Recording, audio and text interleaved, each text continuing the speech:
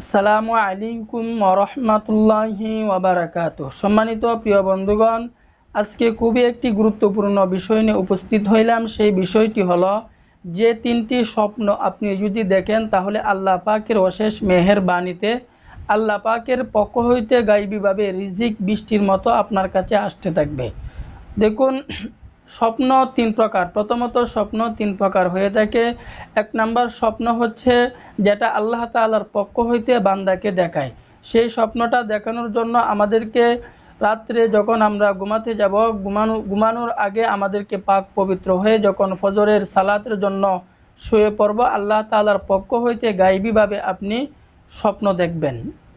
এটা হলো এক নাম্বার স্বপ্ন। দ্বিতীয় নাম্বার স্বপ্ন হলো যেটা আমরা সারাদিন করে থাকি, যে কাজকর্ম সারাদিন করে থাকি ওইটাই আমরা রাত্রে দেখে থাকি। এটা হলো দ্বিতীয় প্রকার স্বপ্ন। তৃতীয় প্রকার স্বপ্ন হলো যেটা শয়তানের পক্ষ থেকে আজে বাজে স্বপ্ন দেখায়, সেটা হলো তৃতীয় নাম্বার স্বপ্ন। তাহলে এই তিনটি স্বপ্ন প্রথমত এই তিন প্রকার। দেখুন, যে তিনটি স্বপ্ন যদি আমরা দেখি তাহলে আল্লাহ পাকের অশেষ মেহেরবানিতে রিজিক আপনার কাছে বৃষ্টির মতো আসতে থাকবে। তো তিন প্রকারের স্বপ্নের মধ্যে একটি প্রকার স্বপ্ন হলো যদি কোনো মানুষ নিজের কন্যা সন্তান হতে দেখে তাহলে আল্লাহ পাক রব্বুল আলামিনের অশেষ মেহেরবানিতে তার ভাগ্যের চাক্কা একেবারেই ঘুরে যাবে। কারণ কন্যা সন্তান হলো রহমত স্বরূপ। নবীজি সাল্লাল্লাহু আলাইহি ওয়াসাল্লাম বলেন, যদি কোনো মানুষের ঘরে দুটি কন্যা সন্তান হয় তাহলে আল্লাহ পাক রব্বুল আলামিন ওই বান্দাকে জান্নাত দিয়ে দিবেন। আল্লাহ পাক রব্বুল আলামিন যদি খুশি হন তাহলে বান্দাকে বৃষ্টি দেন।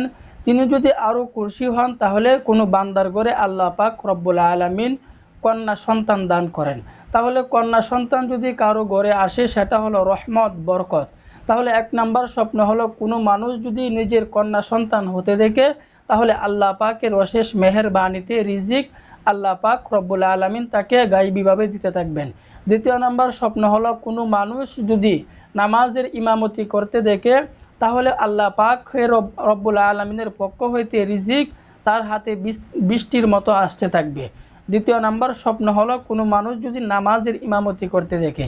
তৃতীয় নাম্বার স্বপ্ন হলো কোনো মানুষ যদি কাবাগর তওয়াফ করতে দেখে তাহলে আল্লাহ পাকের পক্ষ থেকে গায়বীভাবে রিজিক তার কাছে আসতে থাকবে। তাহলে সর্বশেষ তিনটি স্বপ্ন। এক নাম্বার স্বপ্ন হলো কোনো মানুষ যদি নিজের কন্যা সন্তান হতে দেখে। দ্বিতীয় নাম্বার স্বপ্ন হলো কোনো মানুষ যদি নামাজের ইমামতি করতে দেখে। তৃতীয় নাম্বার স্বপ্ন হলো কোনো মানুষ যদি তওয়াফ করতে দেখে। এই তিনটি স্বপ্ন কোনো মানুষ যদি দেখে তাহলে আল্লাহ পাকের পক্ষ হইতে গায়বীভাবে রিজিক তার কাছে আসতে থাকবে।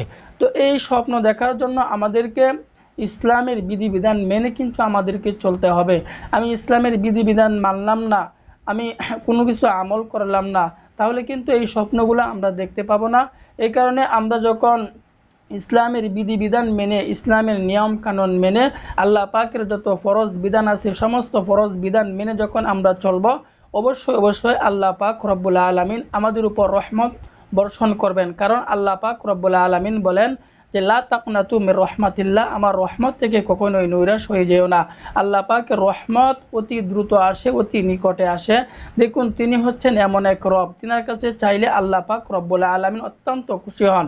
আর দুনিয়ার মানুষের কাছে চাইলে দুনিয়ার মানুষ অত্যন্ত বিরক্ত হয়। এই কারণে আল্লাহ পাকের কাছে চেয়ে আমাদেরকে রিজিক আনতে হবে। কারণ আল্লাহ পাক রব্বুল আলামিন শেষ রাত্রে বান্দাকে ডাকতে থাকেন, কেউ আসো নাকি অভাবের মধ্যে আমার কাছে চাও, কেউ আসো নাকি ঋণগ্রস্তর মধ্যে আমার কাছে চাও, কেউ আসো নাকি সন্তান হয় না আমার কাছে চাও, আমি আল্লাহ পাক রব্বুল আলামিন তোমাকে দিব, তোমাকে দান করব।